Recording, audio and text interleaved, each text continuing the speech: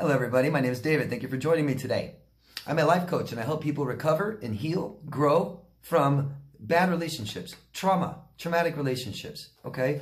So I have a question and answer video I do every single Monday, and I got a couple interesting questions this week about re-engaging unhealthy family, right? Anybody that had relationships with unhealthy adults in your adult life had some problems with their childhood, wasn't as healthy as we think, okay? So our family might be totally toxic or just a little unhealthy, a little codependent, right? Things like this. And so how do we re-engage? I've got a big movement I'd like to start is divorce your family, okay? This blood thicker than water stuff is just rooting you and keep you connected a lot of times with bad, toxic, unhealthy people that we don't need in our lives, and there's nothing we can do about it. I've got a 4-step processing emotion I use. And this will help you during this process if you want to re-engage with people who are unhealthy, who have maybe even abused you, okay? And real quick, the process is what am I feeling? What is my emotion? You know, I got all these things going on. What is it? That's my feeling. Okay, so is it anxiety or is it fear? Example. Next is why. Why do I feel this way? Exactly, know why. And then, can I do something about it? If not, that's it. I may not be able to do anything about it. If I can, always do something about it. A lot of times, there's nothing we can do about our toxic family. We can't change people. We can only change the people around us. Who is around us? That's what we can change. We can change our company. Okay? Boundaries is communication. Boundaries is telling somebody where your comfort zone is. Too uncomfortable, please stand back. Too far away. Too uncomfortable, please come closer. So, here's the 2 questions. Lynn from the United States asks, when you talk about re-engaging family with new bounded terms, could you share strategies with some examples? I find coming up with the right words is the hard part. Yeah, I mean, this is about communication, isn't it? We have to be kind of really careful in these situations, be careful how we word things. Yeah. Nicole from Portland says, based on what you know, should I forgive my family? Is it a good idea to ask them for help to get my first apartment? They let me be homeless for 8 months. They want me to come back to their house for the holidays and act like nothing happened after neglect and abuse. And there's the problem, okay? So I tell my clients, if you can't stop someone from hurting you, they need to be out of your life. You need to get away from them, right? So we get away from them, we stop the hurt. And then a lot of my clients want a relationship still with their family, some kind of relationship. And relationships aren't just on or off. It's about learning how to relate to somebody. And so our relationships are always different with different people. They're different, right? And we have different comfort areas. I'm more comfortable with this person being closer to me. I'm less comfortable with that person, want them a little further. But I still have a relationship with them. There are narcissists, there are borderlines in this world, there are psychopaths and sociopaths, and we have to relate to them sometimes. We have to work with them. Sometimes we have children with them. Sometimes they're our father and our mother and our sister and our brother, and we want to still have them in our life somewhat, just a little maybe even. And that can be okay, but it's all on your terms. It has to be on your terms, and it has to be comfortable with you. And if there's nothing we can do about it, and if we don't have control and they keep hurting us and stuff like this, then we have to stay away and we have to accept it. And that's that difference, right? That's that step 3, knowing the difference. I can't change them, and I can't make this pain stop, and I can't get any closure, and I just can't seem to relate with them anymore at all. And if that's the case, we have to know that, and we have to, that's where real wisdom comes, and we say, this is never going to work. So what do we do? Besides just learn about relationships and learn how hard it is and learn what it takes to have a functional relationship, the real thing here is separate. I think there always has to be some kind of separation. We can't we can't just take a toxic family and we're toxic with them because we're part of the family, and then I'm going to start healing and start having this real healthy relationship with my family right away. I think there's got to be some break away. Hey, family, I'm going away for a little bit. You know, hey, family, I can't talk to anybody for 30 days. If they're toxic and they're hurting you and you can't stop it, get away from them for a while. I think that's so important to break away, separate, then reapproach. Instead of trying to redesign this relationship while you're in it. That's the kind of stuff you do in a marriage. So with family, I think it's real important to separate, be on your own, away from them, and we heal. We emotionally heal. And a lot of people don't understand what that is. A lot of people think emotional healing is just waiting long enough till it doesn't hurt as much. That's not emotional healing. Emotional healing is completely understanding what happened so that you don't feel like a bad person anymore. Because that's what all this does. Trauma causes shame. That means I'm a bad person. Abuse causes shame. That means I'm a bad person. Neglect causes shame. Means I'm a bad person. People telling me I'm a bad person makes me feel like a bad person. People, cheating on me starts making me feel like a bad person. Someone hitting me makes me, you see that? We need to feel like good people again. We need to feel equal. Get rid of this shame, okay? So we need to really understand, and I really, really would recommend learning about family dynamics, learning about attachment styles, and then we have to start learning what our parents didn't teach us. Vitally important. If you have toxic, neglectful, abusive family, then they did not teach you what you need to learn. You cannot have functional relationships with anybody until you learn how to meet your emotional needs. Very important. I'll say it again. You cannot have a healthy, functional relationship with anybody until you learn how to meet your emotional needs. You don't learn how to meet your emotional needs while you're in a relationship, while you're being abused. You've got to do this on your own. Our parents should have taught us when we were children, and if they did not, we still need to learn. That's the void. Parents didn't give us attention, now we start giving ourselves attention.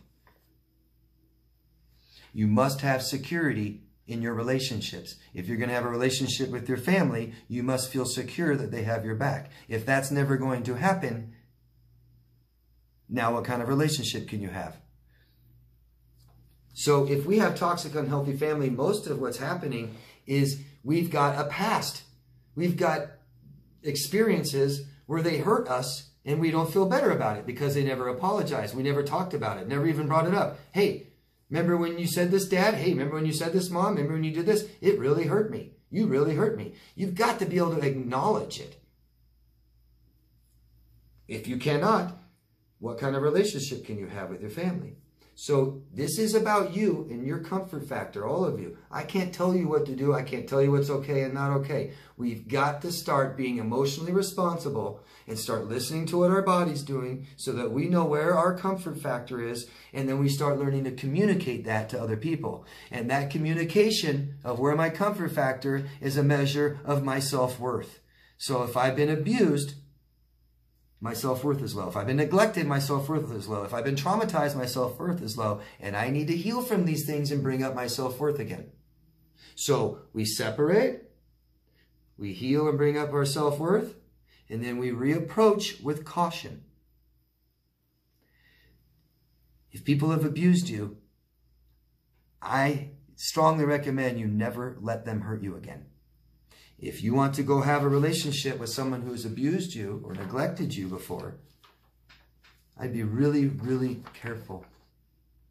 But the problem is if you want a relationship with anybody, you have to be vulnerable. So you might get hurt again. So please realize that if you're going to reapproach your family again, and they've hurt you, and they haven't made you feel better about it, and you don't have closure about it, you haven't spoken about it, but yet you went away, and you healed, and you make yourself feel better, and you understand everything, and you understand how sick your mom is and your dad, and you know why, that it's not you, and you know why they treated you bad, and it's not you, and you feel all good about it, and your self-worth is raised up here, you'll be able to deal with people better. It's just like that. I hope that makes sense.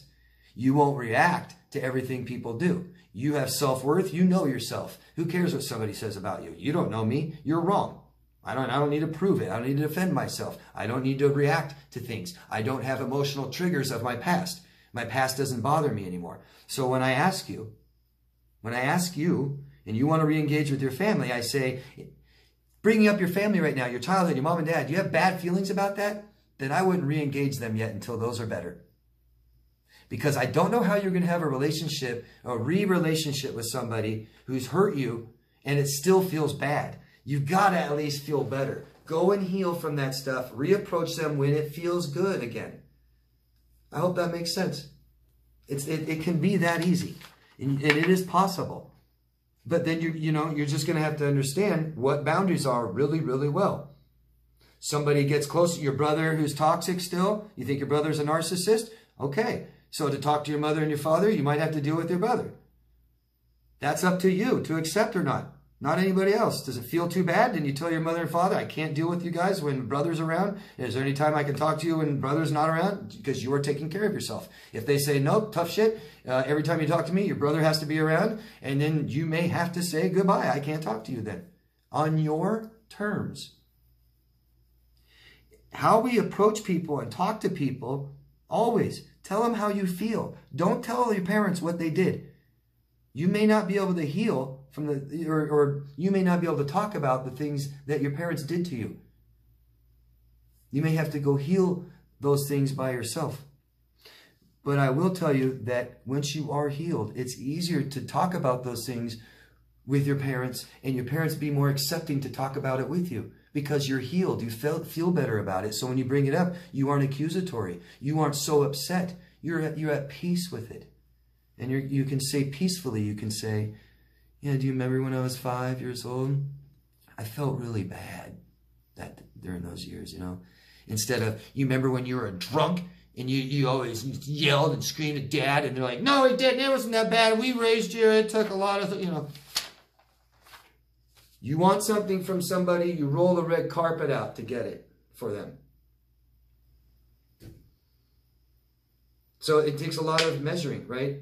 This is what I want. Is it possible? If you think it's impossible, you move forward and you be willing and ready to get hurt again. If I'm going to have a relationship with somebody, I know that I might get hurt. And I have to accept that. I can't completely stay safe 100% with a relationship with somebody. I can't keep my guard all the way up here and try to relate with somebody. It's like, imagine that, you have a wall. We're on either side of the wall. I'm trying to relate to you. No, I got to let my guard down and I might get hurt again. Okay? Is that okay? Can you get hurt again? If you're like, there's no way I can take my mom hurting me one more time. She's hurt me so many times, there's no way I can. Then why would you try to reapproach a relationship with her right now? Right? If you heal from all the pain that she's caused, then you're not as scared of her doing it again. You're like, I've healed from it before. I'm okay now. She can't really hurt me that much right now. Then that might be a time that you can reapproach. Then that might be a time that you can have some kind of relationship. But it's going to be on your terms. It's going to be how close can she be. You may not be able to tell her everything. You may not be able to share everything with her. Right? It's about speed. Boundaries is about how fast the relationship goes. You may not want to share everything. Hope that makes sense. It's about what you want and how you feel about it. That's all. That's all that matters. Hope that answers your questions, Lynn and Nicole. And I hope that offers a little bit of advice and stuff for the rest of you that have this problem where your family is even just a little neglectful or things like this, a little toxic or really abusive and toxic, but you still want some kind of relationship with them. It's very, very difficult. Very difficult. Get away, cause enough, make enough separation so you can get rid of the source, and then you start understanding it totally and feeling really good about it. We raise our self-worth. We learn how to communicate with people based on our feelings. I feel, right? Instead of you do. I feel. That's how we communicate. Just how we start. I feel this way.